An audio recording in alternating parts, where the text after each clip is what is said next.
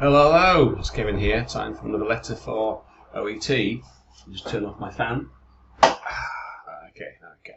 So now, in this letter for today, we're going to take a look at a real student example. It's using some proper case notes from OET.com, Miss Anne Hall. So, as you're going to see, what we are going to learn here is about organization and structure. How to organize your paragraphs in your letter and the order of the sentences within your paragraphs and how to group like information accordingly. So this organization and structure plays a major part in your score. So get your pen out, get ready, let's have a look and see what we can do. Hello, it's Kev here, back for another letter for OET. First things first, as always, disclaimer, fair use, non-profit, etc. Because we're using some official OET materials. It makes a change. If you see my previous videos, the last few, we've had some problems with people using non-standard case notes which have an insufficient level of detail.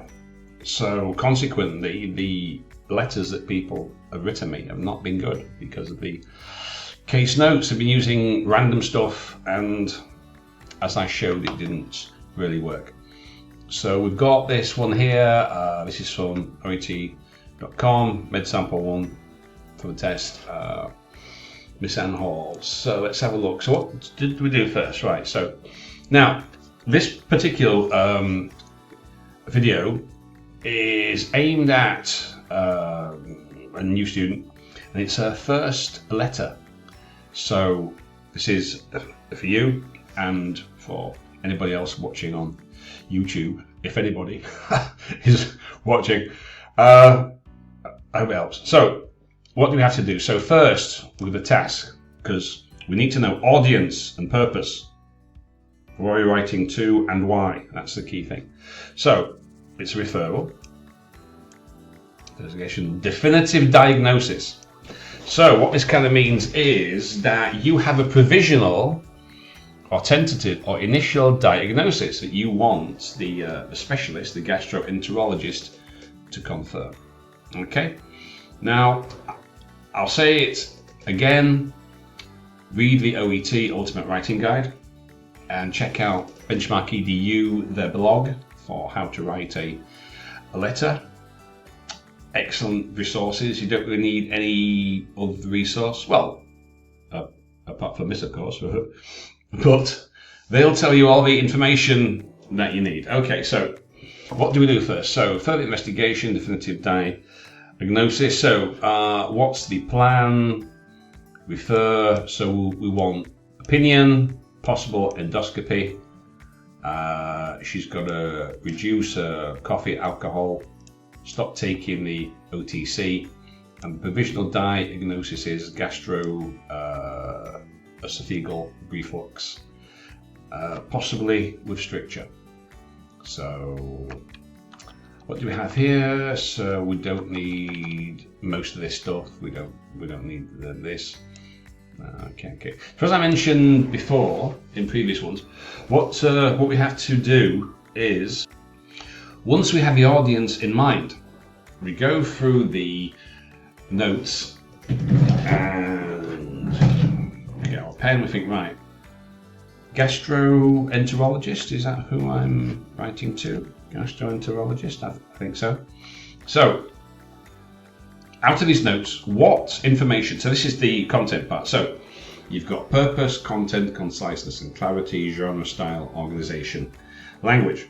So for the content part, what does the gastroenterologist need? What must they know? Drinking, mainly spirits, obviously, that can have an effect on your stomach. Don't need that. Maybe. We don't need that. Most of this stuff, you know, we don't need it. So that's the core. That's the reason why, as you'll see, she took this OTC. Dyspepsia, perhaps dermatitis, oral corticosteroids. Yeah? So you go through this, right? And you think, right, what must the reader need? Tick, tick, tick, tick, tick. What don't we need? As I just did. Nah.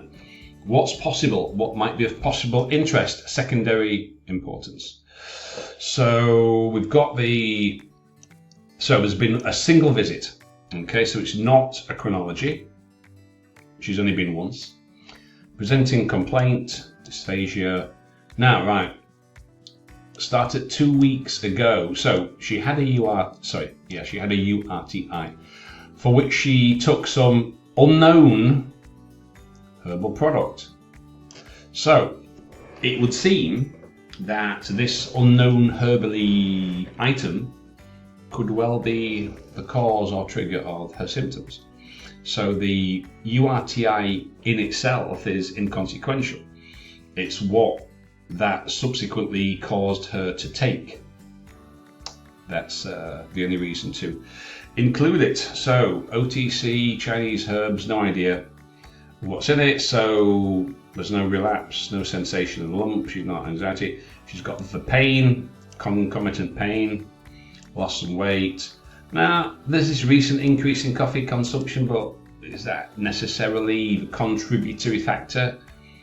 Well, no, not the contributory factor. I mean, is that the main explanatory factor? It could be a contributory factor, perhaps. It could be all these things. It could be the Chinese herb, increase in coffee, the alcohol, but we don't really know how much she's actually drinking. It doesn't really say. Social. I mean, social drinker. So that's not an alcoholic. That's not somebody pouring the whiskey down every day. Social. So that's like occasionally. So possibly the alcohol might not be the main reason, but could be of secondary importance. Coffee consumption could be contributory. Okay, so now let's have a look at the sample, and then we'll take a look at the letter itself. Okay, so you've got the usual convention, DOB, the RV. Now you can do thank you for seeing, or you can simply say I'm writing to refer. Now they've put name, age, occupation. Now I don't know why they've actually done this, because in their ultimate writing guide, it actually says this secondary school. So you could say that she's a teacher, you know, name, age, occupation, but does it matter what kind of school she teaches at? So that would actually be considered superfluous, really. I mean, and I wouldn't probably even put a teacher, because it's not really of relevance to the gastroenterologist who's reading this. But anyway, that's their sample, which is kind of strange because in their guide it does say not to do this. But anyway, so to make this more concise, again, which they actually say, you could say I'm writing to request, because what it is, it's actually you're making a request. Yeah, you are requesting a definitive diagnosis of this patient. So you could say that in your purpose. You could say, I'm writing to request your definitive diagnosis of Miss Hall, age 45, who presented with a 2-week history of gastroesophageal reflux with possible stricture. You could do that. Or you could say, I'm writing to refer Miss Hall, whose symptoms are suggestive of possible stricture. You could do that. Okay, so several ways you can do that purpose. Anyway, that's our purpose paragraph. The visit, first visit, the only visit. So symptoms, constant course. Now we've got a list of symptoms. Okay, dysphagia, pain, weight loss. So you can see all the symptoms are more or less, well, all the actual symptoms are grouped together in a single sentence, right? So they're constant, dysphagia, pain, weight loss, etc. Okay, what's the situation? So this commenced after she self-prescribed. That's our clue. So she's not anxious and there's not a lump. Okay, now usually, if you think about it, a visit has three components. What the patient says, oh doc, I've got all these symptoms. What you find out, investigation and examination, what action you take. That's it, because that's what happens in a visit. Yeah, the patient comes, they tell you what the problem is, you ask some questions, do an examination, maybe do some tests, and you take some action. You give a prescription or a referral or whatever. Yeah. So we've got a history paragraph now. So you can see one theme a paragraph. Okay, we've got the purpose, we've got the visit. This is a background, coffee consumption, aspirin. Okay, history, dyspepsia, which she was oral, cortisone. I wouldn't have put that because she stopped smoking 15 years ago. I wouldn't have put that because it's, you know, a long time ago. Drinks for socially, I suppose you could put it because it is spirits, then you've got the family history, etc. What action did you take? Recommended that she reduces her intake, stops taking the OTC, and and you restate the purpose. I would be grateful if you could provide Miss Hall with definitive diagnosis. I would have probably put that and the endoscopy at the end. I would have probably put that there.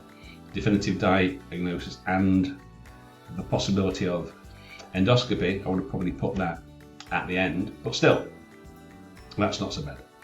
Not so bad. Now, let's have a look.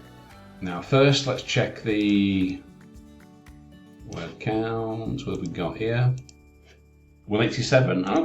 Okay, that's enough. Now, they don't like you to call them a patient.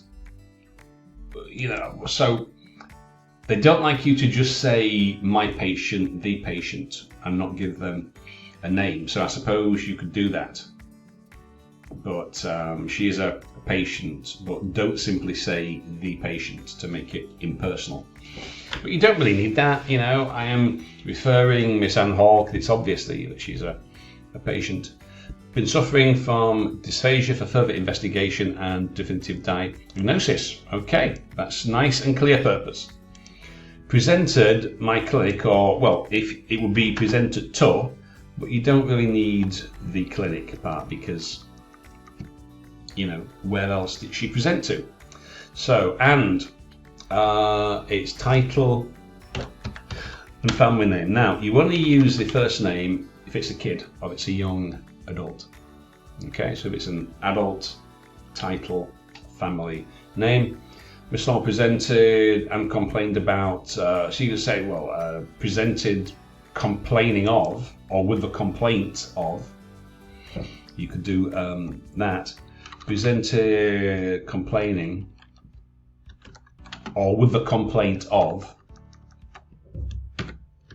dysphagia.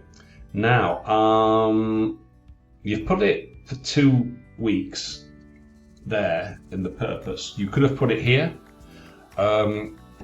If you don't put it in the purpose, usually you put it in the main thing. So you can say like, presented with a 2-week history of, etc. So you could do it in that way if you wish. Complaining of dysphagia of solids. Now, it's not she seemed, she actually did. So that's not the important part. The important part is that she took this because of the URTI. So like in the sample, you can make that a little bit more concise. So you say something like, her symptoms began, like in a sample, what does that say? Her symptoms, say today, 2-week history, so you could probably say something like, yeah. So here it says the problem commenced, okay. So you could say her symptoms began 2 weeks ago after she self-medicated OTC. Now, you don't really need to say, I've done this Chinese report, which contents are unknown. You could just say she took an unknown. Does it actually matter if it's OTC? Unknown Chinese herbal product, just to make it a bit more concise. You could say that, make it a bit more concise. So instead of which contents are unknown, because unknown's an adjective, so you can put it at the start. So an unknown Chinese herbal product. Now she quit. Well, no, she hasn't quit. Your recommendation, if we check it out, well, no, your recommendation is that she reduce her intake and she immediately stopped. So you have actually said to her, immediately stop. So I won't put it there. Okay. So what we need here in this paragraph is what the symptoms are, just like in the sample here, right? So you've got symptom, symptom, symptom. How did it start? No lump anxiety, yeah? So all that needs to be in that paragraph. So she hasn't quit, so I would not put that there. The symptom does, or has not, or does, well, does not relapse, or, well, no, has not, does not, has not, make it present perfect. That's better. Has not relapsed, nor is it relapsed, nor remittent as of yet, but she has epigastric pain. Okay, so I will probably put that about the BMI and the weight. So yeah, see, so right. So this is kind of what I keep on explaining. The organization. Right, so it's the order of paragraphs, right? It's a visit, it's a purpose, it's a history, it's a closing, all right. But within the paragraph itself, they don't like you to like jumble the information, they like you to group like information. So all the symptoms here, the recommendations, the treatment, that is here. What do you want me to do here? Closing here, not mixing it up, yeah? So you've got symptoms, right? So that should be in the previous paragraph, right? So and you could put that, you know, I mean, I'm not going to rewrite it, but just to reorganize. So all that stuff needs to be there, okay? And provisional diagnosis is, so I would probably take this, put this in the closing. Okay. Now, you don't need to say it twice, and I assume, so, right, you've already said that, so we don't need that, all right? So you could say something like, in view of the above, my provisional diagnosis is blah, blah, blah, blah, blah, blah. Then you usually put a conditional sentence. I would appreciate it if, I would appreciate it if you could investigate further, possible endoscopy, investigate further, and carry out an endoscopy if it's needed, and diagnose definitively. That's a purpose. Sorry, purpose. That's a better closing restatement of purpose. Okay. So organization. Once again, is key in this letter and in other letters. So clear purpose. Okay. History of a visit. Presented on this date. Complaining of 2-week history. following a self-medication. Okay. Symptoms, put all the symptoms there.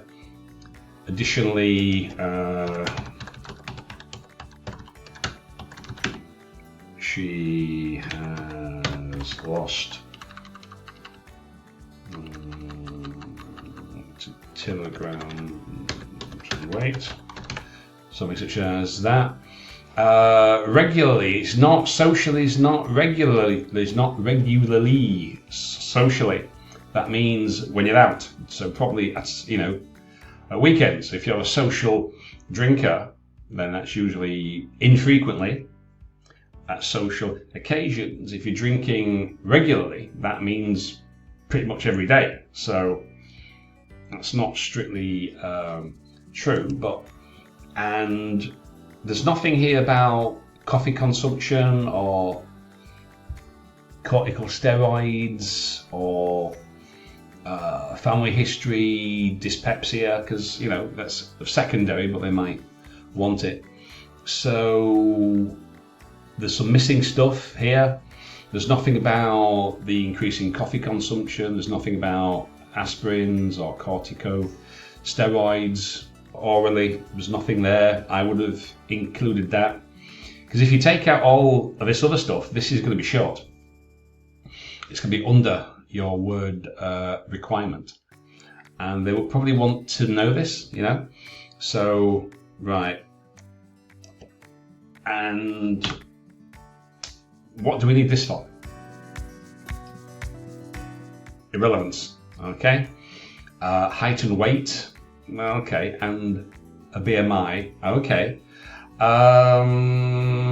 But there's nothing about, like I said, there's nothing about the coffee, there's nothing about the aspirins. I mean, so again, right, so if we go kind of back, right, if we look at what they've put here in the history, coffee consumption, aspirin, dyspepsia, for which, because of that thing in itself, the dyspepsia, okay, but the dermatitis in itself, but it's what she was given, the oral cortisones, drinks, family history, okay, and the BMI. So you can see how to group your information, okay? So that's something to think about there. So this is probably why this is a little bit short. There's some missing content here. The organisation needs a bit of attention. But anyway, for the first attempt, that's not bad. Okay, so clear purpose. Okay, you visit, get all your symptoms in. All right, so 2 weeks, dysphagia, concomitant, losing weight after taking the Chinese herb. History, we need the proper paragraph there for the history, just like you saw in the sample, mentioning all that stuff. And then we don't need a summary, so because you restated it all kind of ready, so we don't need to say the same thing 2 or 3 times. Restate it in the closing. View the above, my provisional diagnosis is I would appreciate it if you could, etc. Okay, so I hope that gives you some ideas. If you've got any questions or comments, you can put some below, all the links, you can contact me, etc. And I'll see you later. Okay, hope that helps. Bye for now. So there you go. I hope that is going to be of some help. So as you can see, organization structure, very, very important. If you mess it up, the reader's going up and down, jumping about, don't know what is going on. So this is why you have to have, one theme, a paragraph. The higher the importance, the higher in the order of a letter. Most important stuff first, and next down. The same for your sentences within a paragraph. So, hope that helps. See you next time. Links below. Join my group. Contact me if you want your letter checking out. Listen to my podcast. Whatever. I'll see you next time. Okay. Bye for now.